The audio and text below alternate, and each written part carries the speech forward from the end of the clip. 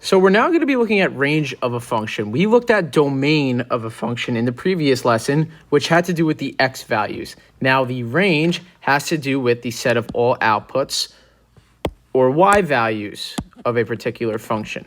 So let's look at number one. Number one, we're given this function that gives us these points.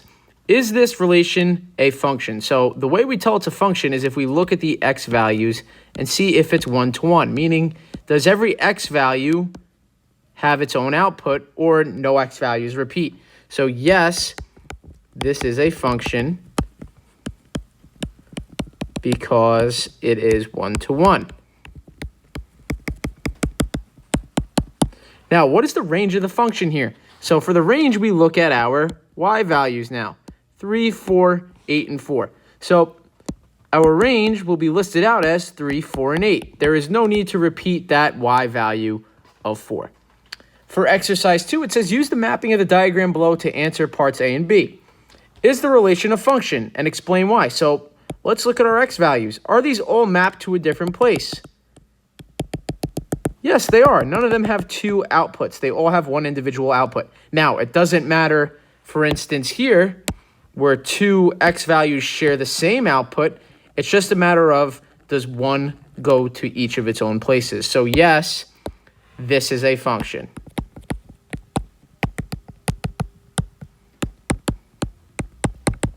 And that is because it is one-to-one. Now, what is the range of the function? So this question could be a little bit confusing. This 12 here is kind of meaningless to us because nothing's mapped to it. We could list any points we want in here. If it has nothing mapped to it or nothing that's going from x to it, we don't even include it. So our range for this function would be 4 and 8.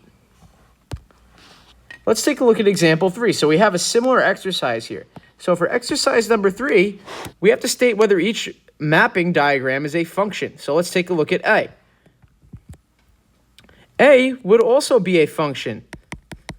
Again, these all have their own outputs. There are no shared x values, and no x values have different outputs. So that is a function, and then find the domain and range. So the domain is our x values, so this would be -1, 0, and 1.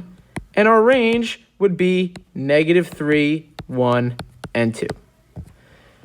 Now this one, this is not a function. Why is it not a function? If you take a look, the -5 goes to both 6 and 10. It is not one-to-one.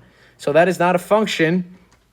And our domain, if we had to list it, it would be -5, -3, and then range would be 4, 6, and 10. Now let's go over to exercise number 4.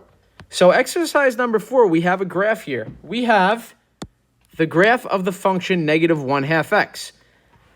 It is over the interval from -4 to 4. So this is our domain here, meaning this graph is between the x values -4 and 4. And again, it's including these points because we have filled endpoints.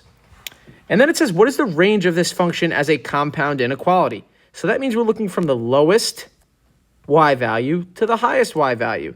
If we wrote that as an inequality, it would be -2 to x to 2. So anything between those two numbers is in the range. And then it says, what is the range of this function in interval notation? Now remember, closed circle gets a bracket, open circle gets a parenthesis. So these both have closed circles, so this would be -2 to 2.